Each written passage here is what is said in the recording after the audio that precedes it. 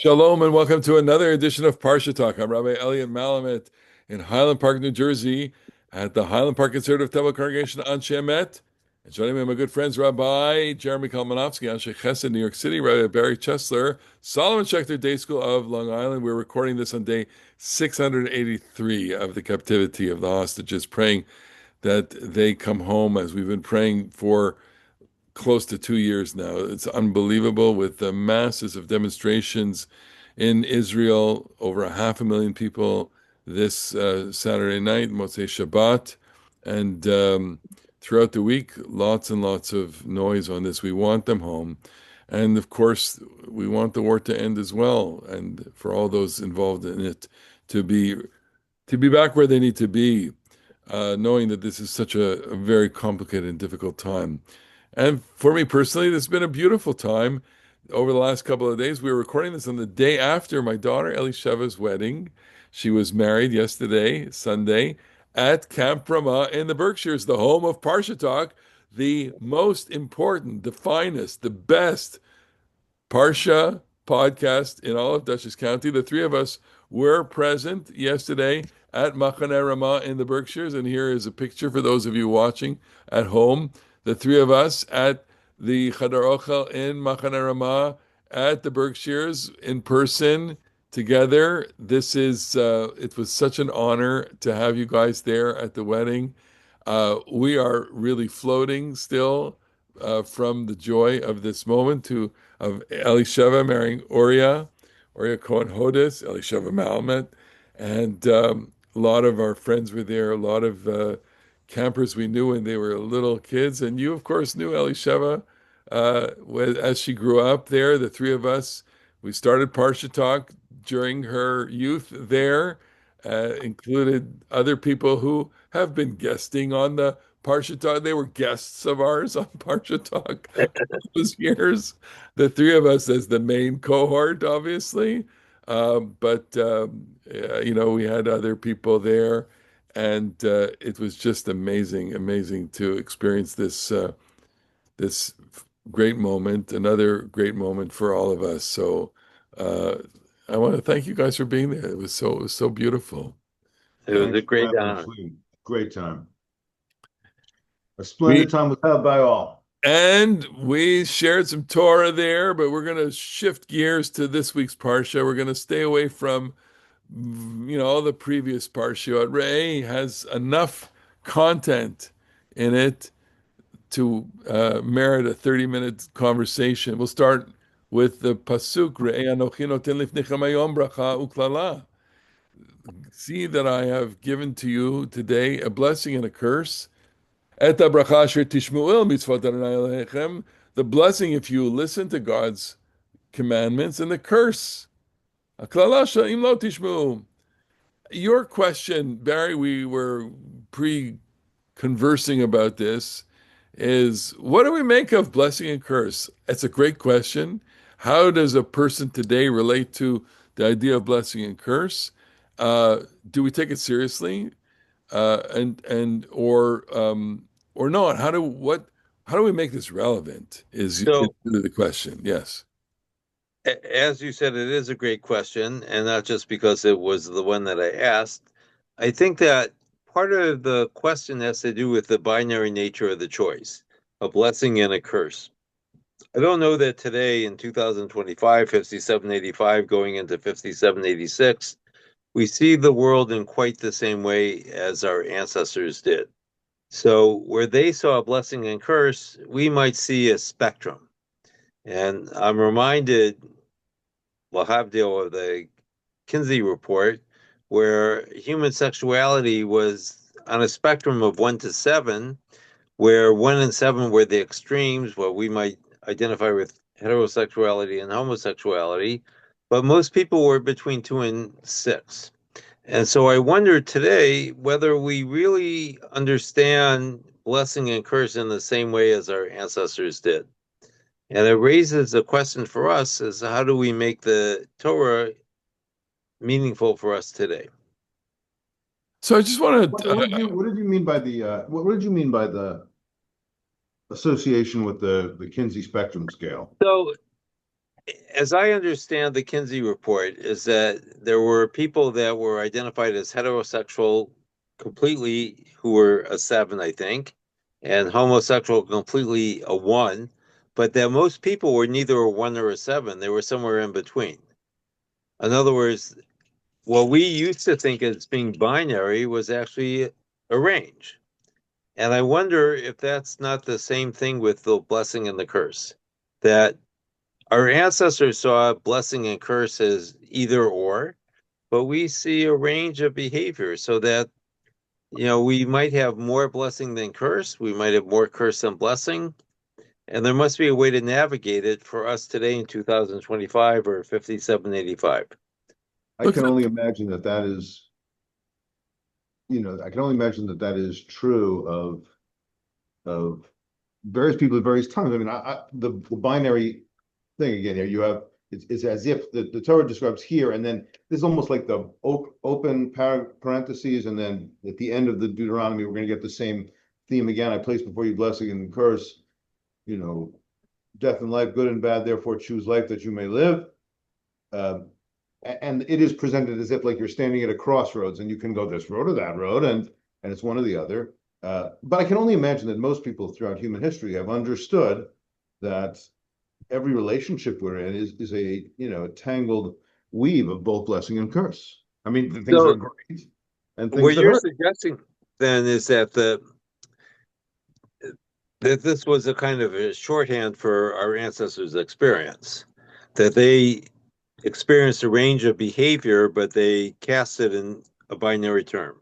Let me just give you give you this is maybe a kind of stupid example, but halacha actually prescribes, and I'm leaning into the camera, I'll lean back so we can be a little bit more nicer, um, that if your parent dies, you have to say the blessing of Baruch Dayan Ha'emet, the resignation and sadness, and if you get a Yerusha and you get a nice big inheritance, then you have to say the bracha of Ha'atov HaMetiv, blessed is God who's good and does good. So imagine somebody that we can ask ourselves, now come on, like, was that actually practiced? Did people actually do that simultaneously or in quick succession? But I think the poetry that, in describing that practice, whether or not it was actually ever done, is that somebody could, for the same event, say, this is a source of sorrow and this is a source of blessing, and I'm going to respond to each of them in the appropriate way. So, I mean, I have my own reading about this bit about, the theological image of God zap to the blessing and zap to the curse, which I don't think is really that felicitous for 21st century spirituality. But I have another reading. But I do think that the non, you Canadians, you north of the border people have this lovely expression for a strong juxtaposition, the mighty opposites. I don't think they're mighty opposites. They're always intertwined. well, when you first asked the question, Barry, and we gave you a little bit of the privilege to moderate this in our pre-conversation, and my first reaction to your question, which is, how do you take it? Do you take it seriously? Is to relate to people who, in the experience of their life through misfortune, suffering, or calamities that happen, they use this language. They use this language to describe their situation. So they say, I feel cursed. I feel punished. I feel that God hates me. I feel that God, is has been cursed, or that I have been cursed in some way. And it's almost as if, we carry around a kind of mythology of I don't know how else to describe it, a voodoo mythology, where somebody somewhere is poking at a voodoo doll, and we are experiencing that. And I think the reason why that mythology holds so much of the imagination is because, not that we believe that, but we, for a moment, suspend our rationalism and feel that when people talk about us or wish bad things upon us, or lahavdil, when we, may experience a moment of anger and wish something, God forbid, on someone else, and then something terrible happens to that person, we may feel the sense that we have actually caused that there's causality in our words and the result, and that's a very, very difficult thing to navigate. I would go back to putting it in this way, which is, um, and so what do you do with people, or when people say to you, I feel I've been cursed? I think the pastoral for in the rabbinic modality is to hold that person and to kind of, explain or not explain, really to think that through. Um, I personally don't believe that's an experience. The God is punishing God. I find that very difficult. Notwithstanding, we use that language. We use that language all the time. So maybe we're leaping to a moment where there is a binary world, and these are literally binary opposites. My second take on the question that you asked, Barry, was that this is the language of ceremony. That is to say, this moment of the blessing and curse is placed in a ceremonial way, on Mount Gerizim and Mount Eval, as the people enter the land, and they understand in very concrete terms that the blessing goes here, the curse goes there, and they are going to take that message. And the message they're going to take is really, we have to be accountable, we have to be responsible, we have to understand that living in the land is itself the symbolic privilege of our responsibility.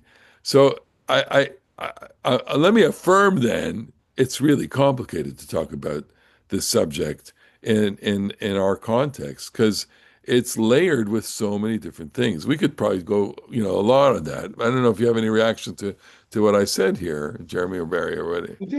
I mean, I'm wondering if people, I'm not sure if maybe I'm being naive about this, but do people, even when things are really going bad, do they feel like I'm cursed? Yes, I've Feel had that like experience where people have said that. Job. Hmm. It reminds me of the It's great scene in Moonstruck, where the old lady tells Cher that back in the day when you could go up to the gate at JFK Airport, the old lady and Cher have sent people off at the plane to Sicily, and so Danny Aiello, Cher's fiance, has gone on the plane to Sicily, and the old lady says, "I've put a curse on that plane. It's going to go down in the green Atlantic waters." and And does it? Cher says, "I don't believe in curses," and the old lady goes, "Neither do I." Well, there you go. So Right, but but so I think it's important to pay attention to the verse itself, because what you're talking about, I think, to some extent, is human beings feeling that they're cursed, but the verse speaks as being cursed by God. And I think that's a different situation. And one of the things that we have to consider is, how do we in 2025, 5785, see the good things and the bad things in our lives? Do we see them as things that are bestowed by God, which would be a bracha, or for good, or things that are bad that also come from God, which would be liklala, for a curse? And I think that language, that God somehow is responsible for both the good and the bad in our lives based on our own behavior, is troubling, I bet. because So this is most of my us, good. let me just say one more thing, that most of us do not want to think that our behavior results in blessing and curse. But I think that so this is the way that I can see that this is a creative misreading. I don't think this is the simple shot of the beginning of our parasha, but go over to the beginning of our parasha. Um, I said this day before you blessing and curse. Et bracha asher tishmu mitzvot Adonai Elohechem. The blessing, and the translation in the 1985 JPS, which is an excellent Bible translation, says, the blessing, comma, if you obey the commandments of the Lord your God. Well, I prefer to read it. I prefer to read blessing and curse, blessing, colon, obeying the commandments of the Lord your God, and curse, not if you do not obey, but colon, not obeying the commandments and worshiping false gods and worshiping things that are not ultimately meaningful. My own religious life now. Again, I'm not trying to in this moment explain the meaning of the ancient scriptures. I'm just speaking as a religious Jew.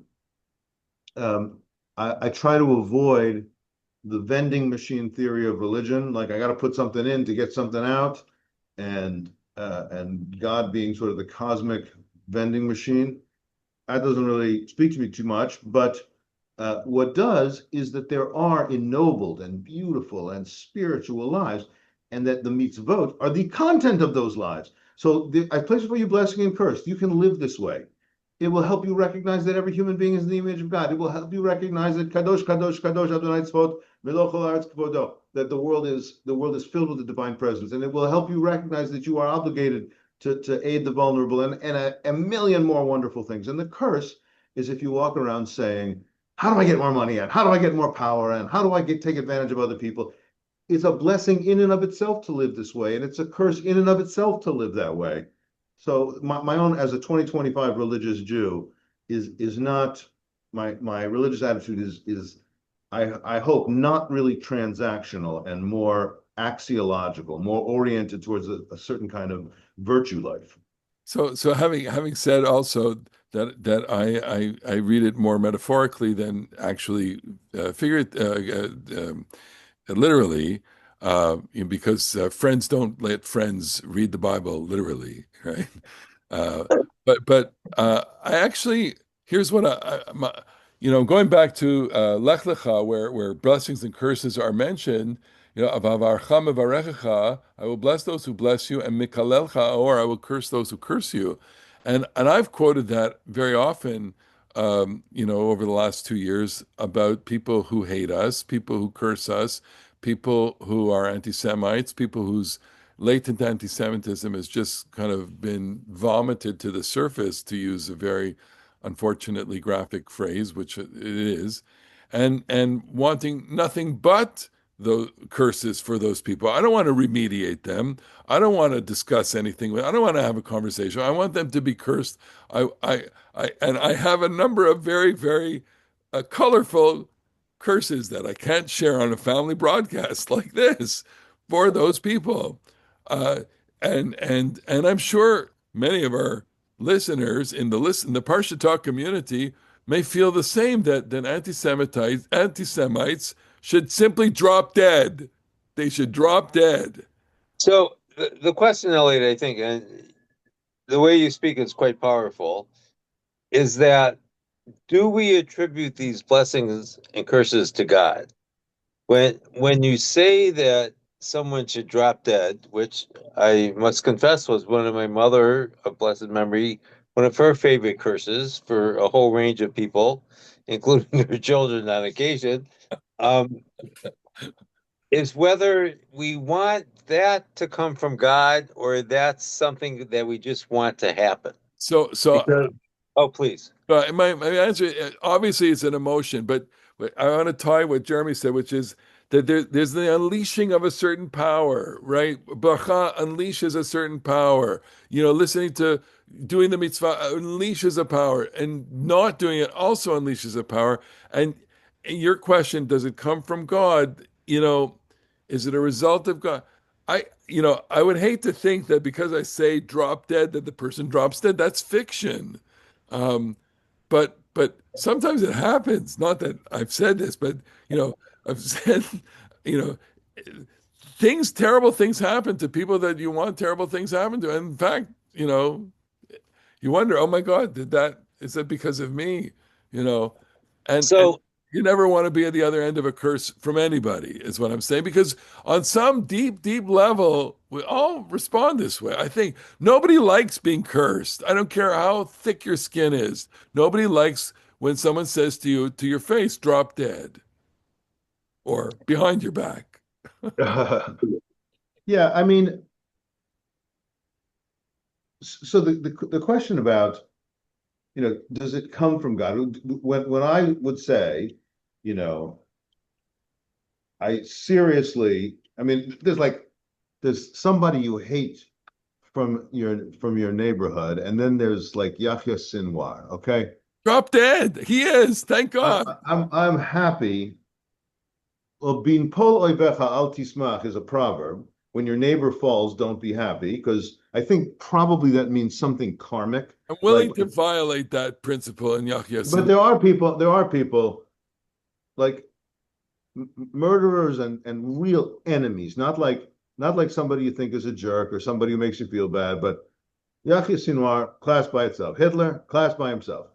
Um, so we're not really talking about them, perhaps. But we are skirting around what I think is a really interesting spiritual question about whether or not human beings can influence those spiritual entities, spiritual powers of the world for good and love and generosity, and for cruelty and negativity and what we would call rachamim and din in the religious tradition. So here's what I'm thinking about. We talked about this in another context. I do believe, and Elliot, you mentioned Genesis 12, which is obviously such a core piece. Hey, bracha, be a blessing, be a blessing. And I love to recite Birkat HaKohanim. I do feel like a channel and conduit of blessing. And if I believe, at least in a poetic way, that there are forces of generosity and beneficence in the world, and that I can, when I say certain things and feel certain things, I tap into those things and maybe even direct those forces a little bit. I guess because those forces direct me, and when I say to somebody, when I say about somebody that kind and beneficent and generous thing, or I say to that person the kind and beneficent and generous thing, it's like a cooperation here, a coalescence, just like a beautiful coming together, flowing together of my blessing and the world's blessing. But if you believe that, and on a basic religious level, I'm inclined to believe that, then the other thing is probably true too. And we were talking about, I don't remember if we talked about this in Parshat Balak, but there's a very interesting Talmudic passage that asks, how in the world is it that Bilam, the Mesopotamian wonder worker, is described as Yodea Dat Elyon, that he knows the mind on high, and he's such an amazing prophet. And the Talmud offers that God is mad for like 1 nanosecond every day. One tiny, it's a one I think if I remember right, it's something like 1,588,888ths of a second. And Bilam knew when to figure out how that was. And what I think is interesting about that, aside from whatever kind of mythological creativity that the authors of that passage display, I do think it's really right on target in one important way, which is that if you believe that there are like just instants of rage, and sometimes there are demagogic, fill in the blank, you many listeners, in any of the public lives and political lives of the countries that we are attached to, that there are certain people who are just gifted at manipulating rage, and they distract your attention from other more important things, and they inflame the rage. And so I do think that I'm kind of, while I don't think that it's like, if I don't put on my tefillin, God is going to strike me down with cancer. That's completely not true. But it might be true that if I believe that I can be working hand in hand with goodness and kindness and rachamim, then I probably should believe that it's possible for people to work hand in hand with achzariut, cruelty, and other kinds of meanness to bring curse in the world. I think there is a deep part of all of us that actually lives in these binaries, and that has a certain kind of, I think it's inherited in the DNA of a human being, that we have, the heritage of that relationship to good and evil, to life and death, to blessing and curse. We can list a number of these binaries, and really say that the modern condition doesn't really look at the world in terms of binary categories. The modern condition is really about grace. When you reacted, Jeremy, at the beginning and said this is all connected to the whole trope of Devarim ending in life and death, choose life, and thinking that, well, you can't get more binary in the human experience than life and death, right? Is there any gray between life and death? And then, of course, we could say, well, there's plenty of gray in life and between life and death. There are plenty of people who are alive who feel that they are partially dead, whether it's literal or figurative. They live in a kind of quasi, and there are plenty of people who are, you know, dead, who are quite alive for us, in some way. Um, and I'm wondering, if we need to step out of literal categories and think about all of this in very figurative and poetic categories, or really go back to, this is how you need to live. You need to understand that you do this, you're blessed. You do this, you're cursed, and deal with it. Elliot Malamet, deal with it. Barry Chesser, deal with it. Jeremy. I'd rather you deal with it, Elliot Malvin. So, what I want to add here is that one of the things I've been thinking of recently is about the idea of free will. And perhaps the verse is really also about free will. That it's not that the blessing and the curse come from God, is that the human being has the capacity to choose to work towards blessing or to work towards curse. And as you know, perhaps better than I, because you're public rabbis, we're moving into the High Holy Day season. And one of the key concepts that we will be thinking about and talking about is tshuva, is return. And it seems that the concept of free will and tshuva, repentance, or turning towards God, are intimately connected. That because we have free will, tshuva is essential. That our deed, our act is not the end, because we also can respond to what we do. And when we commit a sin, however we define that, we can respond by trying to overcome that, which we could call tshuva. Yeah, I think you're hitting the nail on the head there. There is concealed in this bracha klala. It's not concealed; it's pretty overt. You have to make choices. Devarim probably is the book that is so connected to what the human condition is in terms of human choices, and that gets back to b'chol levavcha. The all your heart. I spoke about that yesterday at the wedding. As it was starting to rain, I was trying to cite the Rashi on that, which was, b'shnei yitzarecha, your yetzer tov and yetzerah, and that a person has to integrate all of the forces in their lives, for some totality. A bechol levavcha is really everything that you've got, and choice is really essential to that. And look, here, again, we didn't get much further than this first few verses. I don't know if you have any thoughts to conclude here, and Well, to take that just goes to show, first of all, I mean, this is a phenomenon that the three of us have experienced on our many shows. We are now not only with the top rated Torah Parsha. podcast in Dutchess County, we are one of the longest running Torah podcasts in all of New York State. We really have a tremendous track record.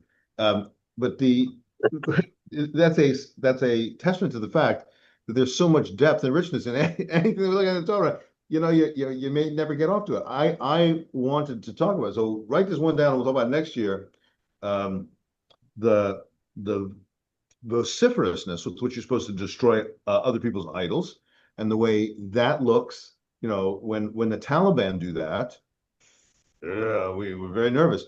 Barry proposed we talk about another incredibly important topic: the centrality of Jerusalem, or central shrine, or perhaps even before Jerusalem at Shiloh in biblical history, and the dynamics of believing that one place is where you find God, and if you are a good monotheist, and I do aspire to be a good monotheist, the very idea that some places are more God saturated and other places are less is kind of strange. I believe that God is Melo kol haaretz kivodo. There's all God's everywhere. So there's so much else that we could have spent a vivid, rich, dense 30 minutes on, and we didn't even get past the first verse. So No, we could So go. I have to say something here that when I was a public rabbi, a lot of times my remarks were confined to the first verse of the Torah reading, to which my wife would say that's because that's all that he read.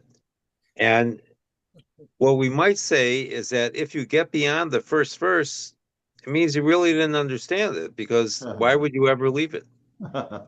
okay. With that, a sip of wine, a l'chaim to the Torah study, to Chavruta, the three of us, to Simcha. We shall only have Besorot Tavot. We want to share with our listeners, our viewers, first of all, our gratitude that you've been with us.